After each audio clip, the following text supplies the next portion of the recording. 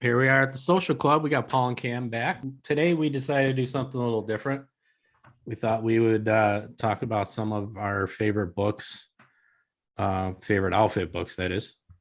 And we're going to welcome Paul Whitcomb to the show. Hey, Paul. how's everybody? And Cam. Cam, how you doing? I'm good. Glad to be here, Joe, as always. Paul. Always good to have you guys on the show.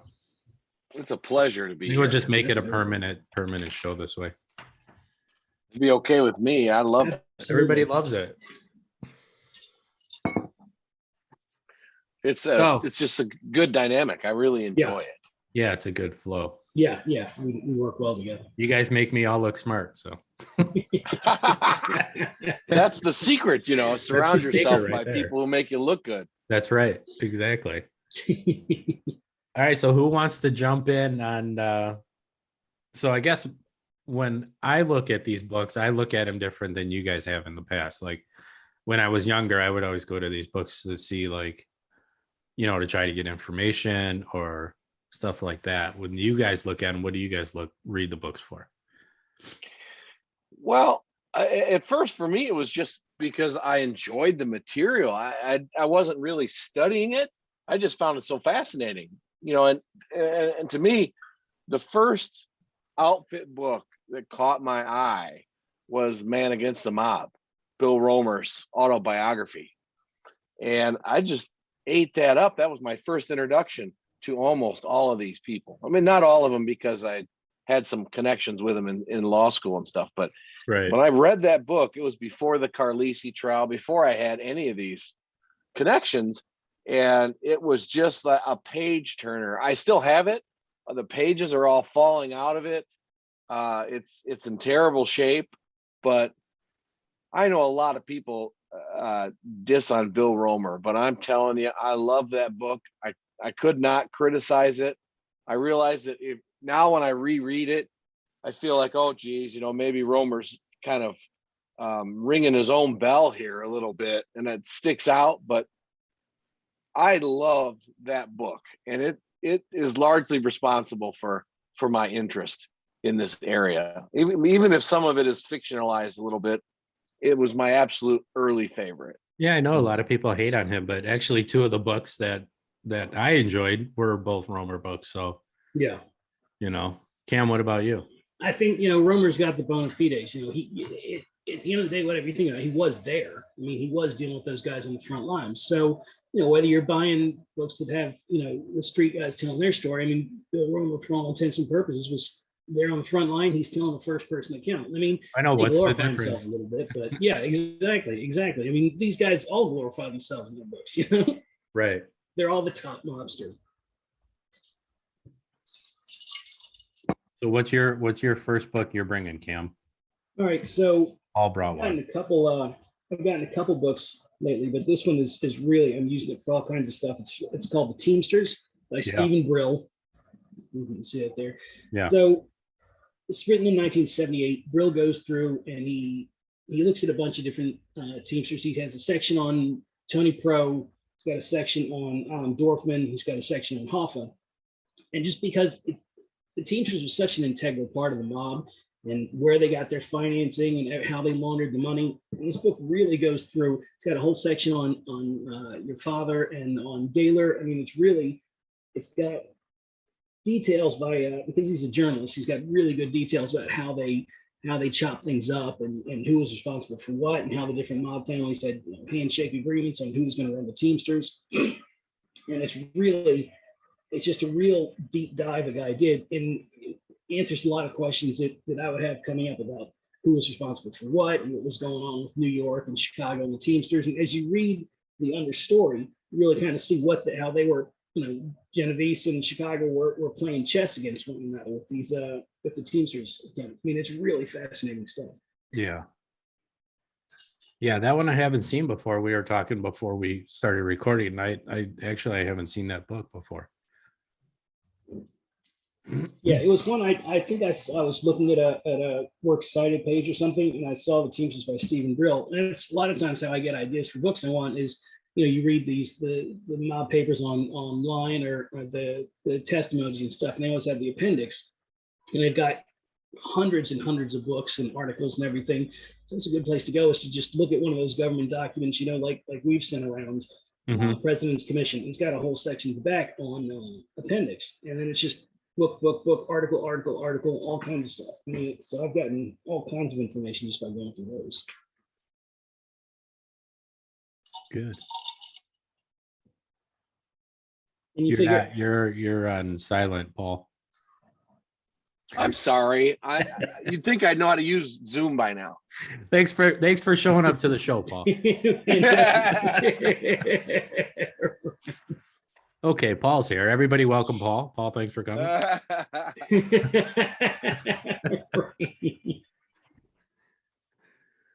All right, Paul, you're on deck now. We can. What about what do you guys think about the book Enforcer? That's another I loved it. book. Yeah. I loved it. I mean, the guy he knows how to engage you and wrote this. This was a different world then. And when Enforcer came out, I was pen pals with Bill Romer. Are you guys really? old enough to know what pen pals are? Yeah. Yeah. So I read Man Against the Mob. I was applying to the FBI Academy, and I wrote to Bill Romer for a recommendation. And he not only gave me one, but we started corresponding, and he wrote me, 6, 7, 8, 10-page letters. Wow. Regularly.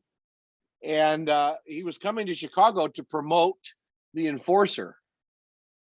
And so I got to actually meet him. We had talked a lot over the phone and letters, which people don't do anymore. Right. And so that's the thing of the past. But so I went to I don't think it was Barnes and Noble. What was the big bookstore in Chicago that was all over Chicago? Is it Borders? Yeah, it was Borders. Barnes and Noble. There was another one though. Started with Walden. a W, but it doesn't matter. Was it Walden? No, it's is it Walden? Walden Books. Walden Books. Walden Books. Yeah, on Michigan. Went and met him with my grandfather, and I'll never forget because Romer autographed the book to Paul and his uncle, and I said, oh well, actually it's my grandfather, but that's okay because it makes it more authentic. And he insisted on giving me another book and fixing it, and I still have those. It's one of my prized possessions. But he had this long hair. I mean, like he looked really like a hipster. He totally looked different than I expected him to look. And that book, the Enforcer, was so fascinating. I mean, you know how fascinated we are with Spilatro, and yeah, I love that one. I don't know what you guys thought about the Enforcer, but I loved it. I think Bill Romer's books are just a hell of a lot of fun. I mean, you're diving right in there. You're on the streets, and I mean, he's and he and Spilatro had that sort of hate thing going on, but it's just a lot of fun reading Bill Romer's take on things when he was there. And there's a few guys left who can be like, well, I stood toe to toe with Tony Spilatro, or I looked him right in the eye. I mean, it's like Bill Owsley's like that. There's just not many of those old time FBI guys left that were there. And I do think Romer's books are a lot of fun. So that was one of the first books that I ever got that I flipped through. But a little tidbit story on that was my mom had called me one day and said, I'm kind of tired of all this stuff that we've been going through. I'm going to put it in my past. Let's go bury the past. And she goes, I got this book, The Enforcer. We're going to go bury it in the dirt. And that's like, symbolic of we're done with this whole, story. Yeah. So we go and we do it, early in the morning. I'm on my way to work and I meet her, dig a hole, throw it in there, say a little, okay, see you later, whatever else we say, pad it full of dirt. And I shit you not, a couple of weeks later, the feds knocked on her door and they opened up family secrets. No kidding. No shit. Yeah. And I called my mom. I was like, guess it's not over. So it would not stay buried then. It would not stay buried, right? Wow. That's fascinating. That was crazy. But what did you guys think of another book is that Accardo, The Genuine Godfather? I liked it. I thought it was a good book. I mean, people make fun of Romer as being an Accardo fanboy and all this stuff. I just think he had a lot of respect for the guy. Yeah. And interplay was so different than like him and Giancana or him and Tony Spilotro. They acted like gentlemen to each other. It really adds another layer to see how it's, it's like a chess match in a way, but to have that respect for one another, to me, that sort of elevates Accardo a little bit more, because even the FBI guys, a guy like Accardo or Murray Humphreys, I mean, they had the respect of the guys who were after them. And that's an interesting perspective. That's not something you see when you buy pretty almost book by anybody else. But Romer knew these guys and knew who was what. Right. That's why it was so interesting, because of his interaction with these guys.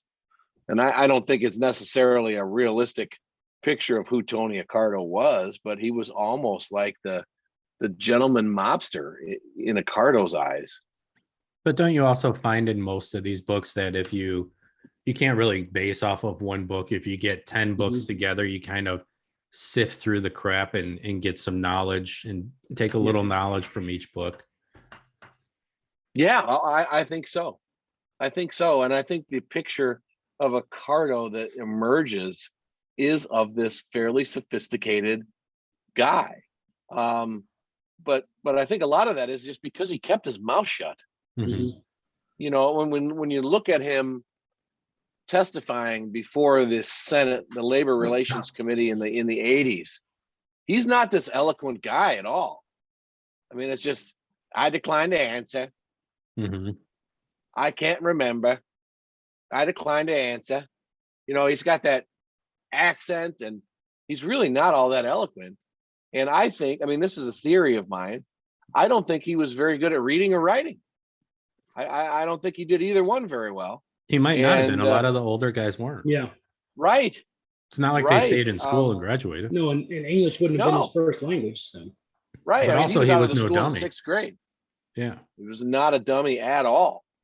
How much time did he spend in jail? It's exactly right. Right. Yeah. He was careful. He to some degree kept his head down, except like we talked about last time, living in that huge mansion, driving the red Mercedes sports car. But he still got away with it. He did get away with it, which I would sure like to figure out why he was not retried in 1962. But who knows? Certainly the federal government wasn't corrupt, right? No, they're not. Not that we've seen. There's been no certainly. No one would even suggest that to you, Joey. No. You wouldn't even hear of it if they did. No. I would definitely deny any thoughts of that. Well, of course, we disavow that. But I would like to throw out something a little bit from the left field and see if you guys are familiar with it. The book, The Don. Yeah. About which is out of print, but is a phenomenal book about Sam Giancana. Yeah. I think it was printed in 72 or 73. And what a fantastic book. Brashler is incredible. Don Brashler, a fantastic book about Giancana, really tells his story. I don't understand why that thing is out of print. It's far better than anything you can find on Giancana. Far better. A lot of those books are, you look at like the Grim Reapers or Captive City or Greenfeld Jungle, those books are all out of print too, way out of print. And Captive City, you guys told me about that, and I found it on eBay. And Ed Reed, right. Right. Captive City is incredible. The details you get out of there from someone who's living this contemporaneously. Ovid Damaris was really good about it, and he also wrote The Last Mafioso, right? Yeah, he did with Fradiano. He did several books. He did both of those Greenfeld Jungle. Yes, that was Damaris's thing, and his partner Ed Reed was the same way. I thought so too, and but I just thought The Don, that was the other book that I got when I was in law school. I went to the library and actually photocopied the book and made a binder out of it, because there were no ebooks in those days. Right. And I wasn't going to steal the only copy that the university had. So I actually photocopied the whole book, and I still have the binder. And I've got notes all over it. It's like that thick. You know, I mean, Yeah. talk about a fanboy.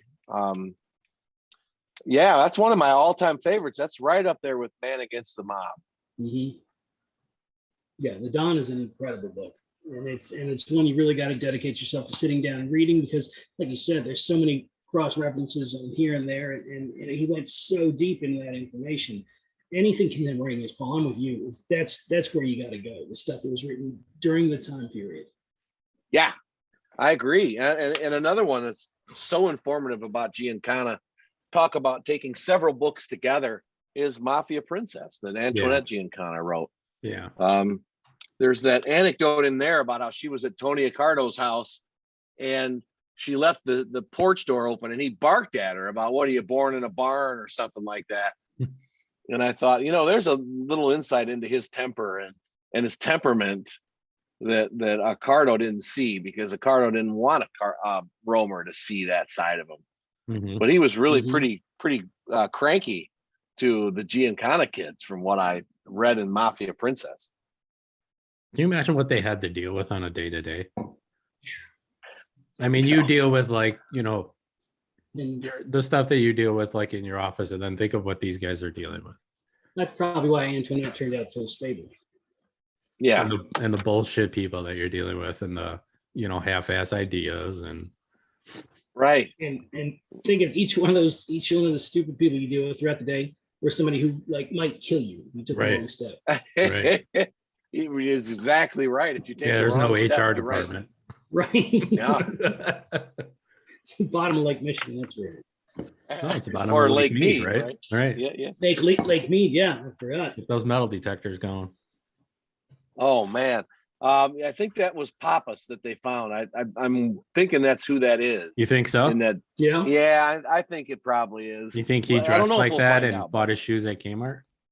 Well, you just don't know. I mean, if you knew you were gonna, like, you know, Spalatro, you know you're going down, you leave your jewelry behind, right? You don't take Yeah. your good stuff.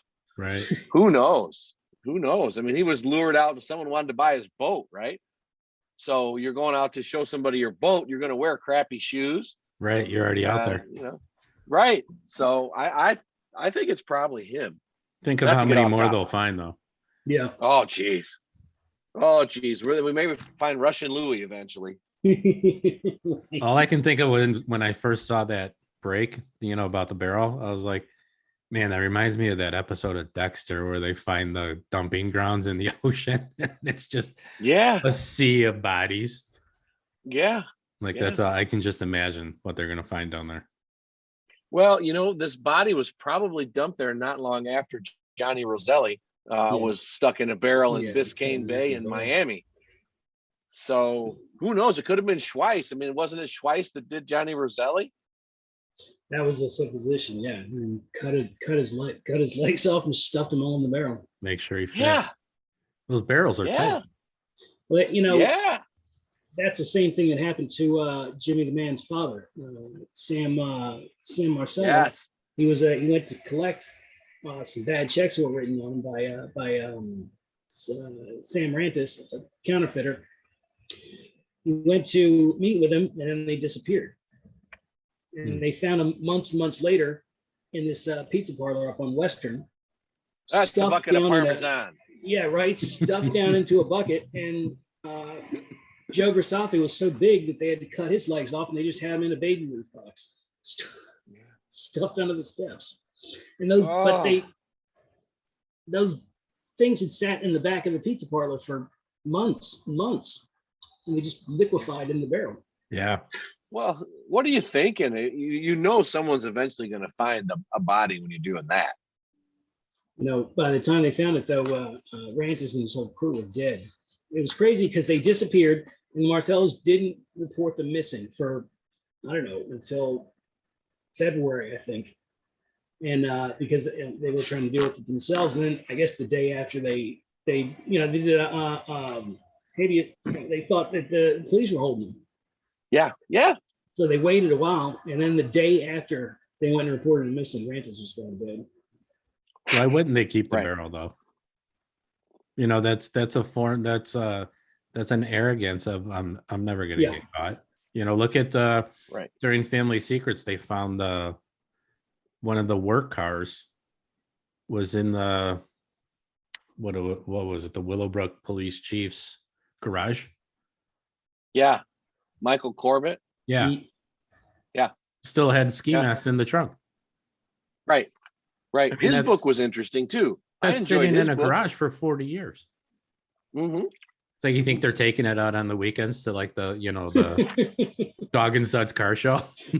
Yeah. Yeah. It's a hit car. Check this car out. Oh, here's Michael Corbett with an authentic outfit 70s Outfit hit car. There it is. Taking pictures and signing books. Cars and coffee. Like, Wait, yeah, what was that book, Michael? Wasn't that Double Deal or something? Double deal. Yeah. deal. I thought it was a good book. It gave you kind of a day-to-day life of an outfit associate. I enjoyed it. It wasn't my favorite, but I enjoyed it. Yeah. Fills in gaps. That's what even the ones that they aren't the strongest. I mean, they fill in something somewhere. Right. What did you guys think Well- of Nobody Cares and What I Did About It? Red's book. I enjoyed it. I especially liked the part where Red takes the guy and dangles him off the bridge. I thought that was pretty amazing. That's out of a movie, right? It really is. I mean, Yeah. one slip and oh man. I thought it was a pretty good book. I got the autographed copy from Red and Yeah. enjoyed Yeah, I it. It got sits one by too. my toilet. Mhm. I still read a chapter, once a week or so. As When long you're as sitting you're there saying and- it sits by your toilet and you're reading it, not that you're using it. for Yes. whatever. I'm actually reading it. Just, you forget your phone sometimes. Right. That's Oh, right. God then you're like, forbid oh you don't my have your God. phone and you have to read a book. Right. I mean, it's either that or you read the shampoo bottle, right? You Right. gotta have Oh, I something didn't to know read. that was in there. First world Right. problems. So I enjoyed it. I'd like to see him follow it up. Yeah, I thought he was talking about a Another part book. two.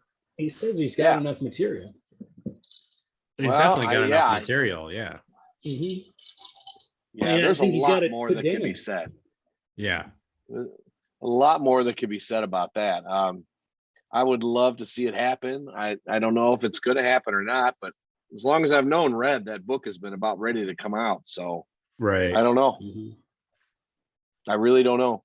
The classic. We have to talk about the classic. Landesco's book, Organized Crime in Chicago. Yeah. That's a tough read, but it's sure has got a lot of good stuff in it. Why do you say it's a tough read? Well, it's an academic. Yes. It came out of a study that, Yes, that study Landesco reports. did in the 20s, and then he turned it into it was republished as Organized Crime in Chicago.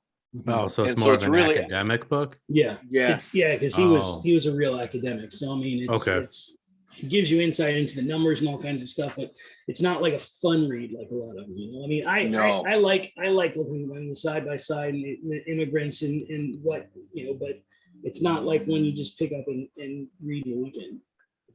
Yeah. No, you don't. You have to look at it kind of like an encyclopedia. Okay, I want to learn about the 42s. Let's go to a Mhm. chapter in Landesco's book, and Yeah. there you have more than you could ever want about the 42s. Yeah. It's that kind of thing. But it's really good. It's a great thing to have in your library if you're into that kind of thing and that kind of deep history. Yeah. Yeah, absolutely. It's definitely, like you said, Paul, it's an encyclopedia that you should have in your collection. What are you If you guys can thinking find it. about the book, The Outfit? Gus Russo's book. I love Gus Yeah, Russo. that's- That is my other than I'm the Romer fanboy. Other than that, The Outfit and Super Mob, I think are two of the absolute top shelf books on the outfit. Mhm. So we should get him on the Absolutely. show. But we should get him on the Absolutely. show. My only criticism of The Outfit, and I know I've told you guys this before, is I think it relies so heavily on the Humps family as background material Mhm. that it really makes it seem like the Hump was the outfit. Yeah. And as brilliant as the guy was, and there's no question that he made huge contributions, I think maybe it downplays a little bit the fact that he was a non-Italian and that he was working for Rica and Accardo. Maybe just a little bit. I think that's fair. And what did you think of Super Mob? Loved it. Boy, you can learn a lot about Sidney Korshak, Yeah. Ronald Reagan and MCA, and some of that Everybody. was already covered in the 70s in a novel about a book about Ronald Reagan and MCA. But Lou Osman. man, good stuff. Yeah. Mhm. Yeah. I heard rumblings that might have been optioned. I'm sure. Well, I would love to see that happen. Mhm. I would love to see that happen. But how in the world do you make a movie about all those powerful people without getting into a lot of hassle? It would be a real Yeah. risk trying to make even this far out, trying to make a movie about Sidney Korshak and being too, just because he knew where all the bodies were buried out there. Right. And he managed to, not only did he take calls from Tony Accardo, he took them from Ronald Reagan. And, he was the one who convinced Reagan to switch to the Republican Party from the Democratic Party in the early 60s. And talk about influencing American politics and culture. I mean, wow. That's influence. Yeah. That's really influence. Yeah, like picking up phone calls. He called and got Al Pacino put on the Godfather. I mean, that was the kind of that's how deep they roll. Al Pacino was with who was he tied in? He was tied in with something. He wanted the role, and He wanted to do the gang who couldn't shoot straight. He was contracted to do that. Yes. Thank you, Paul. You pick up a phone and boom, it's done. Right. I think De Niro was in that mix as well at the time. They were both unknown actors. Mm-hmm. And that's The Godfather, of course, is a classic mob book. Mhm. And if you can see that miniseries, the offer about the making of that with the Colombo family and how they're involved I in heard it, that was I pretty would good. recommend it. It's good. Yeah. I've been reading recently a guy who was about Joey Cantalupo, who was a guy who wore a wire for a long time, but he was in the Colombo mob, and he talks about how things were under Colombo, and when those movies came around, really they wouldn't have been so free to film all over Little Italy if they hadn't gotten the help of if they hadn't made concessions to Colombo, and Colombo reached out to Gambino and all of them. You can just shoot a movie like that and use neighborhood people and all. I mean, they could have shut him down instantly. Mm-hmm. Right. Yeah, it's really worth watching, Joey. I would recommend it. It's good. A lot of it is historical. Some of it's fictional. Like, for example, in the show, Mickey Cohen is involved. And of course, Mickey Cohen was in prison at this time. So they take some liberties, but it's really a good It's on TV Paramount. show. Yeah, Paramount. I think you have to do that though for a lot of the books. I think you have to take that fiction. You have to take some liberties to really tie stories in and make them, I guess, interesting. Yeah. Well, things don't happen A, B, and C. Right. If we're going to talk about taking liberties, I have to bring up a book that I really enjoyed, but it was like, you sit down and you eat a huge piece of chocolate cake and you enjoyed it. And afterwards you're like, oh my God, why did I do that? But Double Cross, Sam and Chuck Giancana. Yeah. I mean, that's little ones. Boy. Yeah. I mean, you've got Giancana talking to his brother about how they killed Kennedy and how they killed Monroe and how they did this and how they did that. And I mean, it's just amazing. I know most of it's all not true, but it's a great read. Schweiss killed Marilyn Monroe. Yeah, well, right. I mean, that's the theory that I've worked with Schweiss and Cafano. I mean, they talked about it during the family. It was brought up at Family Secrets trial. It was, but during this right now with this Marilyn Monroe tapes thing that's been playing on Hulu, I have not seen any mention of that whatsoever. So maybe because they can't prove it. I don't know. I know that's the reason that Schweiss killed his girlfriend, because he opened his mouth and bragged to her about it. Yeah. So did you guys saw the reenactment we did of that, right? Yeah, beautiful. With Steve, we had Steve Roden playing Schweiss. Stevie Bullets as Frank the German. Right. It was good. That was funny. Uh-huh. What about The Last Don? I know everybody's read The Last Don, right? Mario Yeah. Puzo's. Yeah. Yeah. Yep. I liked it. Not as much as The Godfather, but I liked it. I thought it was good. I had fun with those when I first saw The Godfather years and years ago. I was ninth grade, I think, is when I read Puzo's books.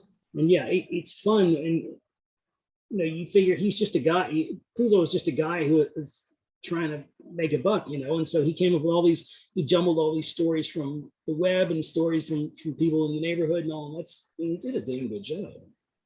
Yeah. Yeah, he did. He's a masterful storyteller for sure. I wish he would have written a book about the outfit instead of sticking to the New York mob, but anything he writes is good. Did either one of you guys read? Hated. I heard you paint houses. Yeah. Yeah. Yeah. How did you think? What did you think compared to them adapting that into The Irishman? Book is better. Because I mean, The Irishman, with everybody that I talked to all says the same thing. That was the most ungodly, horrible movie, especially 3 hours long. Yeah, I enjoyed the movie, Yeah. but I don't know if anybody would if they're not a huge fan. But I thought the acting was good. I enjoyed Pacino's Hoffa. I enjoyed it. I thought the But most the book powerful was actor better. was Pesci in that. Oh, always. Yeah, And I you thought notice he was being just really understated yeah. compared to his usual. I mean, he came off Yeah. just really powerful. Medicine. Speaking of Joe Pesci, what about Casino? Well, yeah, Casino's a good book. I mean, it was a good book, but Yeah. it was a good movie too. Yeah, I got a new copy of Casino and Wise Guy coming. Oh, okay. Yeah, I just love it. And the movie, it's one of my all-time favorite movies.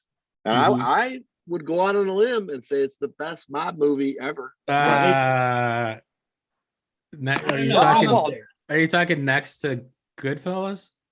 I think it's Better more than epic Goodfellas. than Goodfellas. You think I Casino's like it better than Goodfellas? Yeah, I do. I do. I think it's more of an epic look. It's a bigger story and all. Yeah. But I mean, you look at Goodfellas, those guys in the street. It goes up tier by tier. And then Casino was guys who are established to make money, and then the Irishman. There's a bunch of the actual bosses in that book. So it's like he was doing a steps to it. Yeah, I just can't put The Irishman along with Casino and Goodfellas though. No, can't put it it wasn't in the nearly same- as good.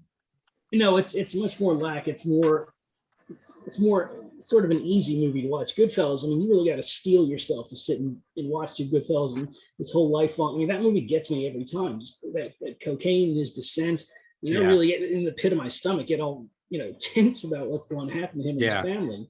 It was great. Mhm. Yeah. It's a really, I would say, emotionally, it affects me more than Casino. I enjoy watching Casino more, but I think as far as gut punch, I got to put Goodfellas up there. Okay, I'm gonna throw one more Casino movie better. in there and see which one's the best. A Bronx Tale. Oh, that's a good one too. That is a good movie too. Don't think Casino's better? I still yeah. got to stick with Casino. Yeah. Well, I have a personal connection to Casino. I'm like, the whole I do too, a little Carlisi bit. thing and everything, and your connection is even greater. I'm Yeah. just like, I knew some of the people that were involved in this story, and so maybe that's why I like it so much. Yeah. I love Casino. I can watch Casino anytime. Casino, Godfather, those movies that I can put on anytime and sit through 3 hours. Yeah, you can always they Well, never get old.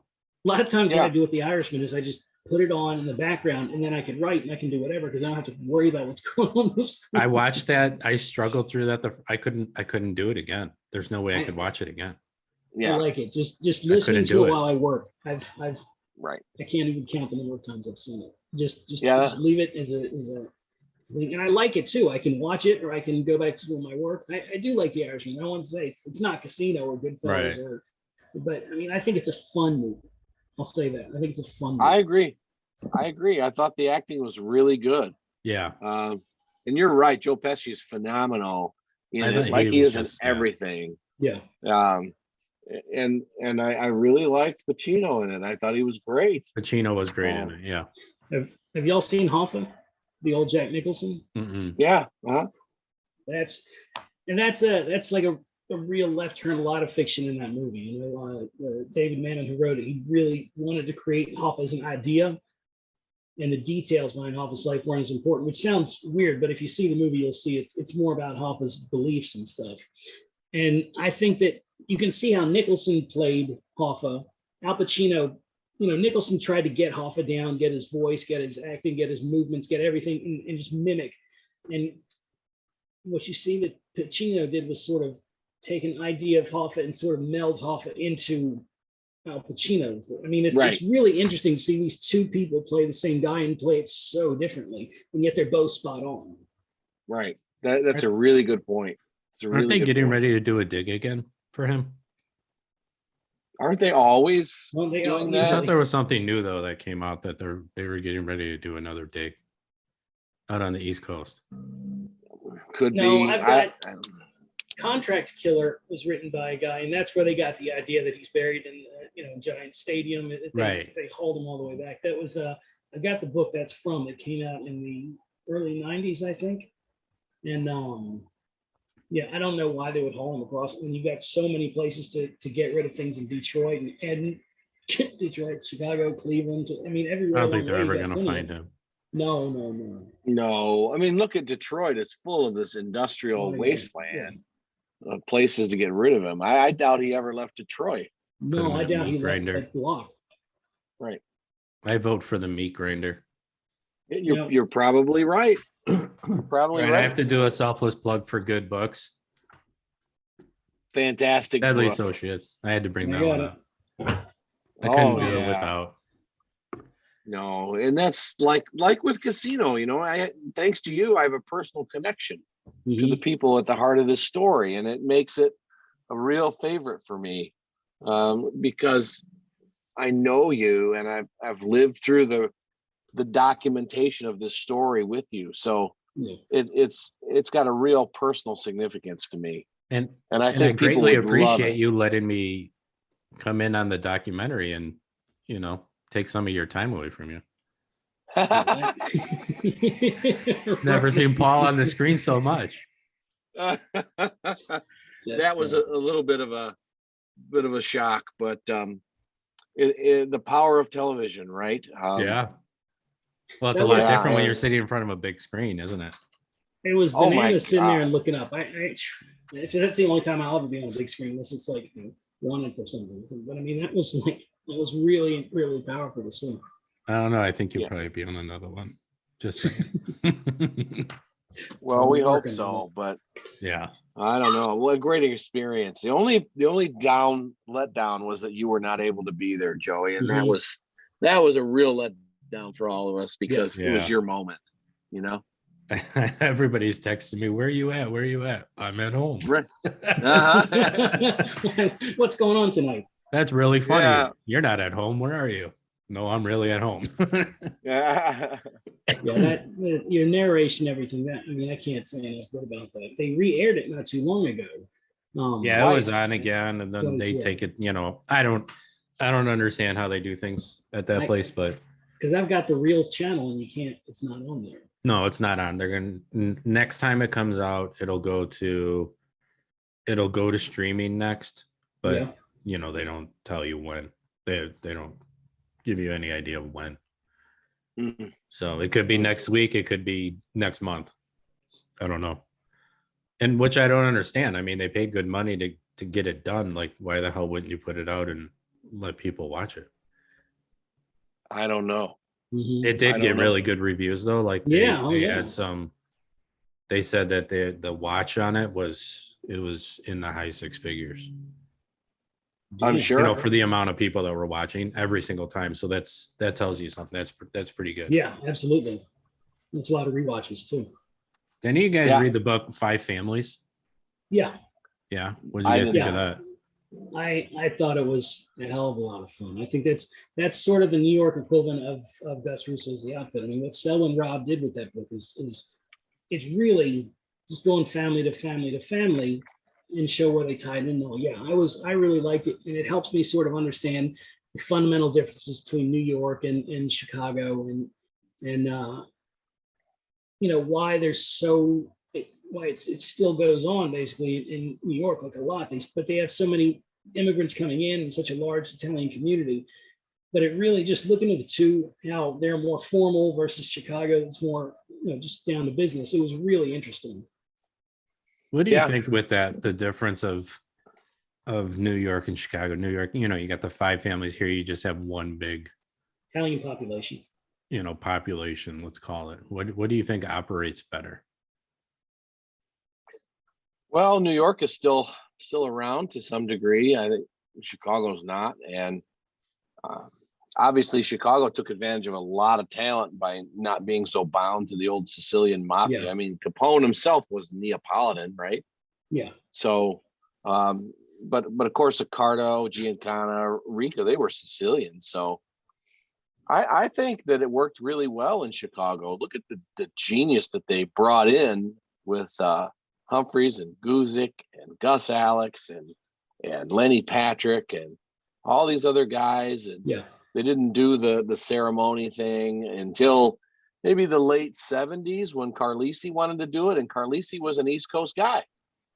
He was That's right. from New York. His brother was a Buffalo, yeah. capo in Buffalo, and he got permission from Eupa and Accardo to do that. But that was the only time that ever happened here. I think it was pretty successful with the Kinda looser wonder organization. what those conversations were like, when they, he's like, I want to start doing this thing. Yeah, I can imagine. You want to do what? do you They think- were caught up in their own romance, What good books are out there that you guys have read that have to do with, like, the older stuff like Capone and Well- John Kohler's Capone. Yep. Yep. That Well, one is After fantastic. Capone. After Capone Yeah. is a good book too. That's all about Nitty and Yeah. and it's really good. Machine Gun Jack McGurn has a real good. It's called Chicago Assassin, I think. Mhm. Um, That Johnny really Torrio good. book. Torrio. It's Torrio's a really good hard to book. find, Yeah, but if you it's- can find it, it tells the whole story about how Torrio put it together, in an assassination attempt, and kind of brings up the thought that maybe it was Capone that did that, and Mhm. yeah, I mean it's a great book. I would definitely recommend that, along with, of course, Organized Crime in Chicago by Landesco, Linda, yeah. to fill in, especially about the 42s and the different gangs and street gangs and all that. It's, Lombardo's Organized Crime in Chicago is pretty damn good. That too. Lombardo, right? Yeah. What I do is I get all these old like Time magazines and Saturday Evening Post. So Time, over the course of like 15 years, ran 12 years, ran 4 headlines about the mob, and they bounce around Chicago and New York. The first one I think was 1969. I mean, Mhm. it's. I mean, these are cover stories, and that's you also get, like we talk about the contemporaneous stuff. But I mean, I really like looking to the magazines that came out. You got 4, Life magazine's got beautiful pictures, and with Life magazine, you had this guy Sandy Smith, who actually worked with the FBI, and they took those recordings that they couldn't do anything with, and they gave them over to Sandy Smith to release them as newspaper articles. Yeah, what a great source of information that is. You're right about that. Those articles are gold mines. Mhm. either one of I you guys also- read that book, Mob Cop? Yes. Okay. Not bad, but not my favorite. No. No, not my favorite. What about When Corruption Was King The Cooley book. with Bob Right. Cooley? That guy's an asshole. Man, I don't know. I mean, it's okay. Was again not my favorite. Somehow my brother got connected. I don't remember how. This was way before. I think it was before Family Secrets, or sometime right around then. Somehow my brother was talking to him, and he says, "Oh yeah, we're gonna meet Bob at this restaurant up in Lake Zurich." And I'll tell you, that guy was the biggest asshole. I wanted to stab him with a fork. That's I what looked I've at my heard brother. I'm from like, people who talk to him. why are we talking to him? Like he is a jagoff.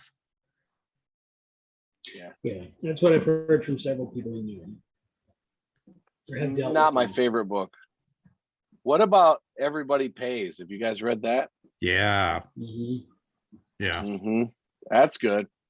That's a good book. And so is a Mob of His Own about DeStefano. Yeah, Mhm. That's a good one too. The Chicago Way. Yeah. Oh, is that Don Harrion or who wrote? Yeah, it's Don Harrion. Yeah, Don Harrion. That's what I books. thought. Don Harrion's Yeah. books are a lot of fun too. Yeah. Real Yeah, interesting there- stuff in there. All right. What There about is- this one? My brother was big on this one for a while. He kept telling me, he ended up sending it to me. It was Don Harron's book too, Pay, Quit, or Die. Yeah, Yeah.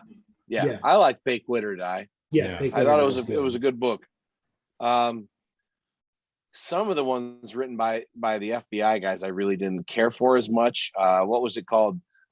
C2 in the Chicago Mob. Yes, I don't know that one. Hard for me to get through that. a lot of Just- the ex-FBI books are kind of mob nemesis and that's C2 and like Mobsters in Our Midst that Bill Owsley did. That he's not inserting himself so much except unless he's saying, look, I was here.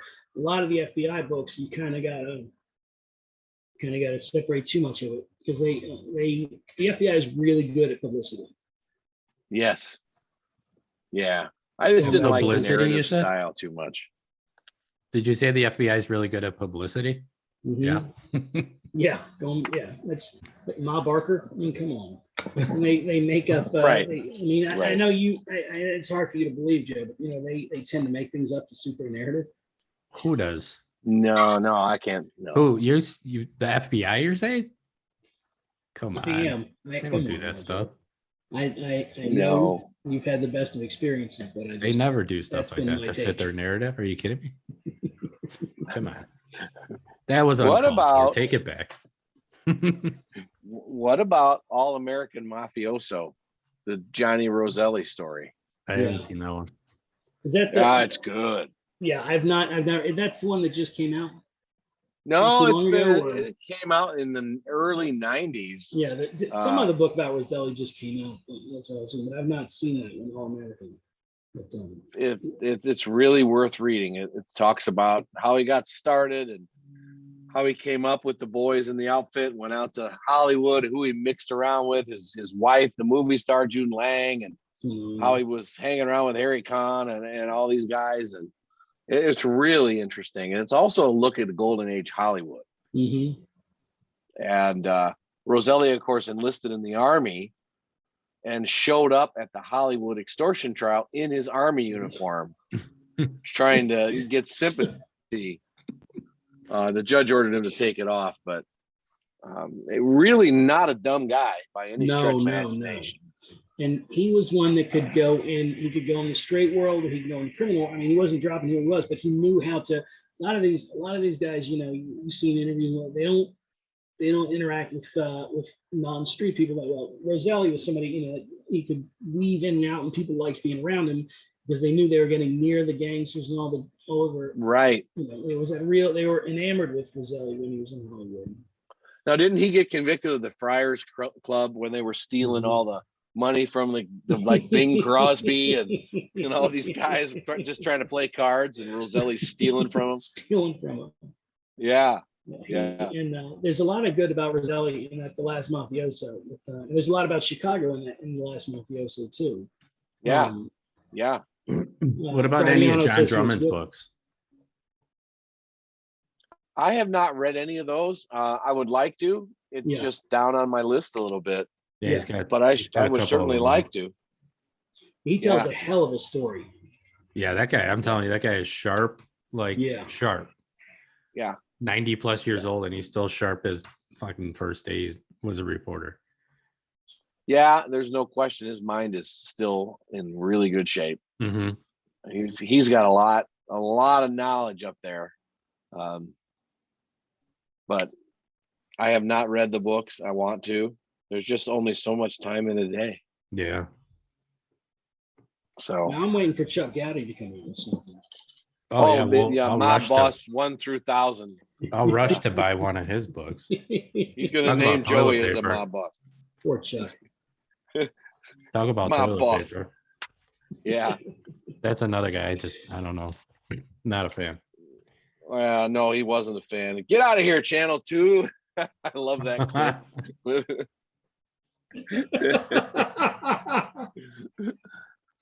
One of my favorites.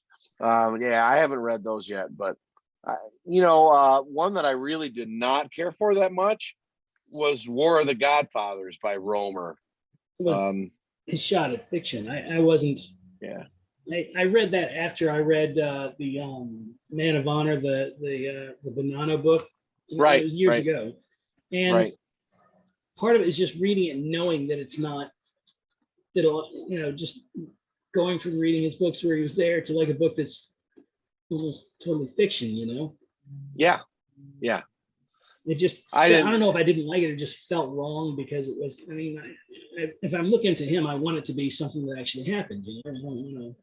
Right. Yeah, he should have stayed to the nonfiction stuff. And the names that he made up, I thought were so clunky. Yeah. It just wasn't. It wasn't a smooth transition for him from nonfiction to fiction. Do you guys, either one of you guys, know the Gentile brothers, Mike or Jeff Gentile? They're Chicago. Mob Adjacent. Yeah. Mm-hmm. Yeah. Did you read that book? Yeah, I did. It was interesting. I think it's got some really funny stories in it. It's got some really good stories in it. That's really what it is. It's a collection of unrelated stories. But I liked it, and I like I've watched some of their stuff, and I enjoyed it. Yeah, I've seen them. I like the story they were talking about when they were like the coat boys. When people would come over to the house and they're putting coats, they would throw them on the bed, and a gun falls out of one of them. Yeah, right. It scares the shit out of them, so they just put it right back. Right. I mean, it's got some good. I thought it had some good stories. Yeah, for sure. They were up and down. What was it? Mannheim. Is that where all those clubs were? Yeah. Real interesting stories about some of those really exquisite clubs and hotels and gambling dens and B-girl joints all up and down that, like the Las Vegas Strip of Chicago. Right. All those, and you find little matchbooks of all those matchbooks of all the. That's them places. calling right now. Yeah. I heard you talking about my book. Yeah, it's not like that anymore. I don't know if any of you have been up on Mannheim recently, but it's not very glorious like it was in the 60s. No, it's not. No, none of those areas are. No, No, it's just any of it. Right. The whole north side's totally different. I mean, even Taylor Street. It's not, it's not it's still nice, but it's not what it used to be. It's really gentrified over there. I mean, the Italian ice place is there. Right. There's a new book out that I just read recently called Tony Accardo is Joe Batters. Have you guys read that? No, I haven't heard of that one. It's new. I can't recommend it. The whole book basically is about the theory that Tony Accardo had an illegitimate son, and that famous picture of him with the huge tuna, his mistress is in that picture, and he identifies her, and then says, and unfortunately the illegitimate son is also dead, so I was not able to talk to him. But I mean, the whole thing is there's just no facts. So you can make up a bunch of stories as long as everybody's dead, right? Everybody's dead. Right. You're the only one that knows the story that's still alive. Yeah. Very convenient. It's worked out for a lot of people who we know. Kind of like that barrel of money that I'm looking for, It's a lot like that. Yeah. Yeah. All right. But so who knows? We're all in the business one way or the other, whether we're making documentaries or writing books. What would be a definitive book you would think of or a documentary that you would want to see on Chicago? Like, what would be a time period and a group of people that you'd want it addressed to? Boy, I'd love to see the Hollywood extortion. Yeah. You know, there was a lot of press on that, a lot of material, but I've never seen a book or a movie about that. Have you guys? No, just, what Russo did for the beginning of his book. Never just a book solely dedicated to it. No. Yeah. It is covered in the outfit, but what a huge scandal that was. Mm-hmm.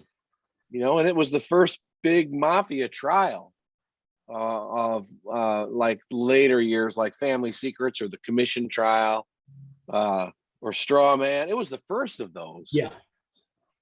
And had a lot of effect on, you think about the dominoes that fell there with Rika in prison and Murray Humphreys reaching out to the Attorney General of the United States and getting him released, and then Tom Clark getting appointed to the Supreme Court. I mean, what a great story that, and then his own Tom Clark's son becomes Attorney General in the 60s.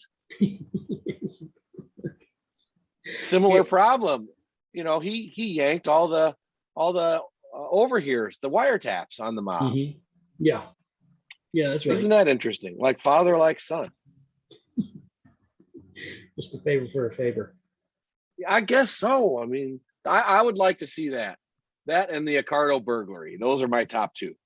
I would like to see more come out about, obviously with Paul, anything in the 70s, but, there was a lot that came up during Family Secrets that just came up and then was dropped, or in the research that went into Family Secrets. I think that you could come up with a pretty interesting person or two from that trial that, to go back and tell the after the 70s, somebody who's in the know.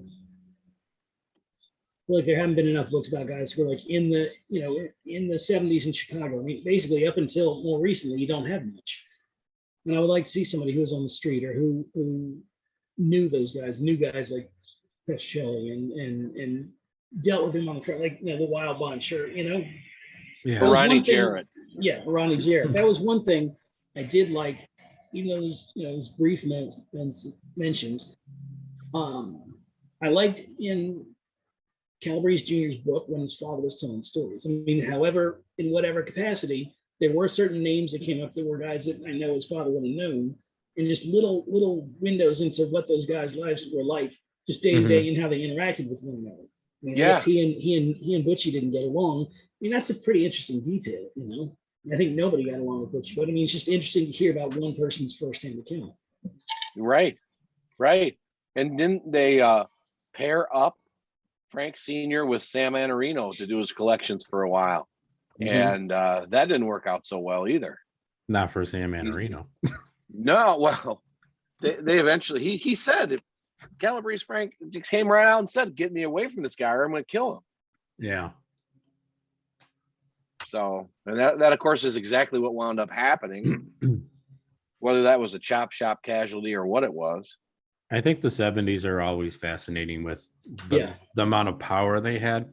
But I think I'd really like to see something like Cam, like you said, where there's a real deep dive into Family Secrets and the behind the scenes of Family Secrets, from not just from the outfit side. I'd like to see it from all sides. I'd like to see it from behind the scenes of the feds, behind the scenes of the outfit guys, and then behind the scenes of the victims.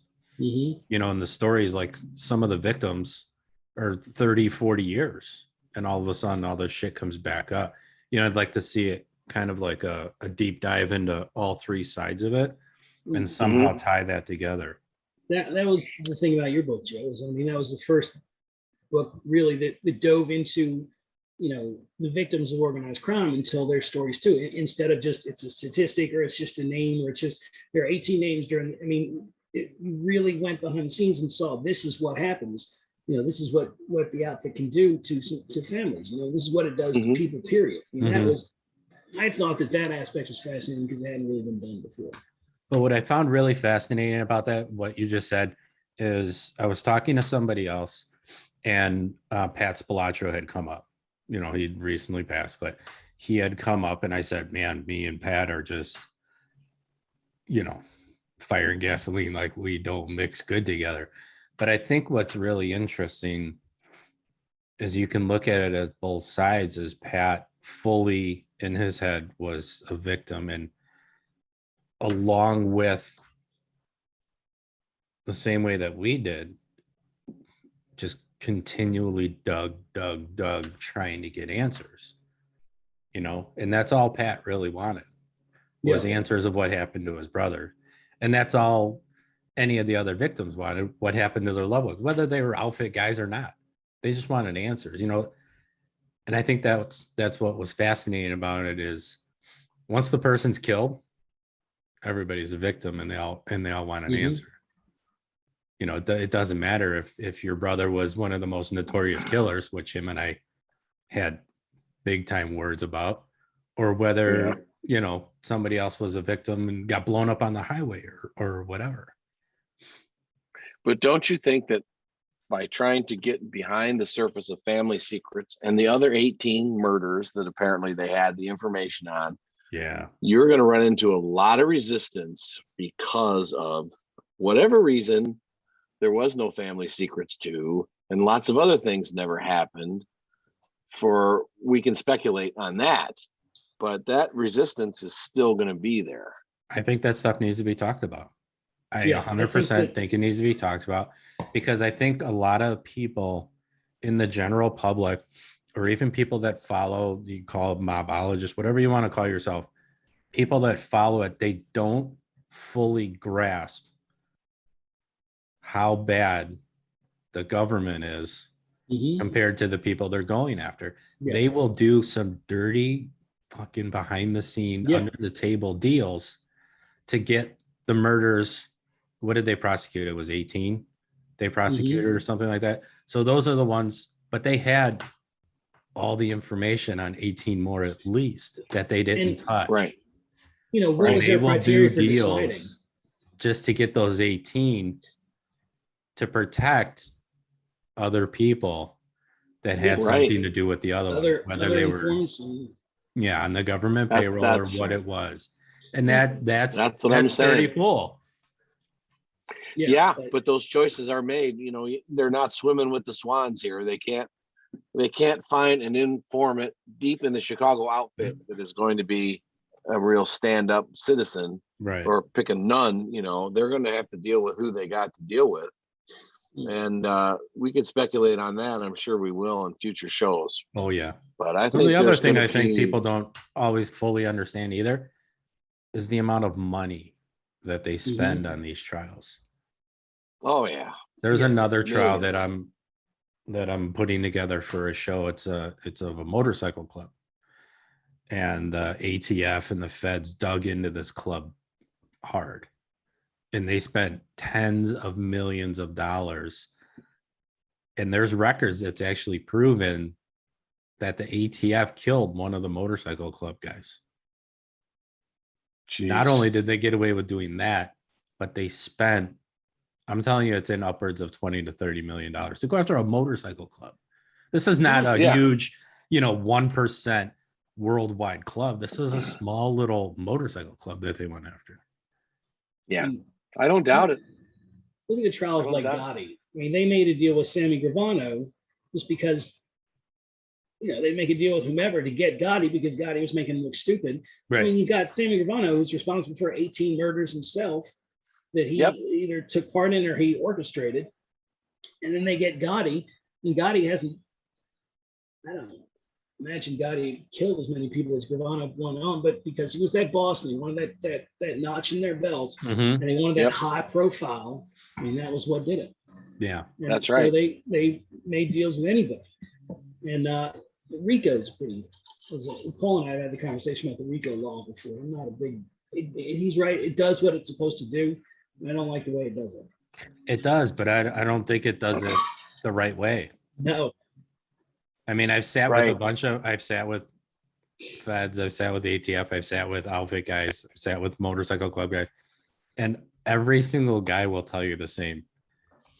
You get me the right way, and I'll give you a high five. Hey, you got me. But when you play dirty shit and you use a Rico and you throw it at them, I mean, look at the whole thing with the Hells Angels, where they had the big shootout in the casino. Harrah's. They threw Ricos at all those guys, and everybody walked.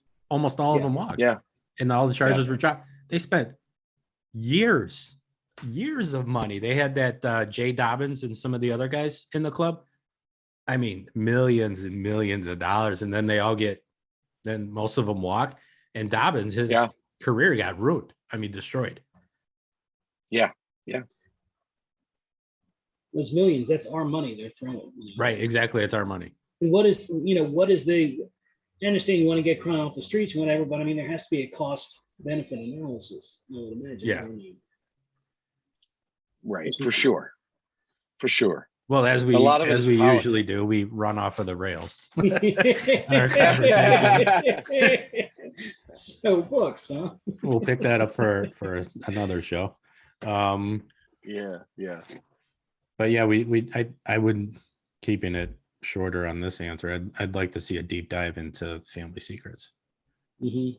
You know, and see some of those ghosts come out and see why, you know, why things were done that way and why certain people were protected and other people weren't, and why they didn't go after. If I was one of those 18 that they didn't touch and I didn't get an answer, I'd be just as furious as I was for the last 30, 40 years. Sure. You know, especially probably more knowing that they have the answers and they didn't want to give those to the families. Right. That's the worst part. The government sometimes creates fear of conspiracies because they behave in a conspiratorial way. That's fair. And, you know, like with the Kennedy assassination, you know, all the secrecy and everything has created a lot of speculation that's really unjustified, but the government's behavior has led to that. And this is this is a similar thing. Everything you pointed out there, Joey, about who was protected and who wasn't and all that. I mean, that there may be some legitimate reason for that, but because of the secrecy, we automatically suspect there's something underhanded going on. Right. You suspect there's a Whitey Bulger Chicago situation. Yes. Yeah.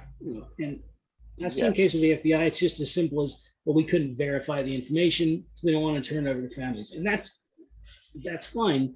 But then say we have this information, it's not verified. I don't know if they can't release that information. But what do you consider verifiable though when you have a verified hitman telling you the story?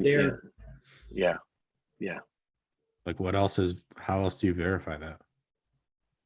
Well, I guess you dig up the remains or have to have some kind of blood proof or some sort of confession. As opposed to, I know this guy did this.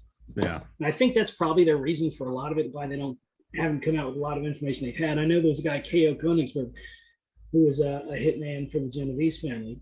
And once he went to prison, he just talked about all kinds of stuff. And they have pages and pages and notebooks full of all these names that he dropped.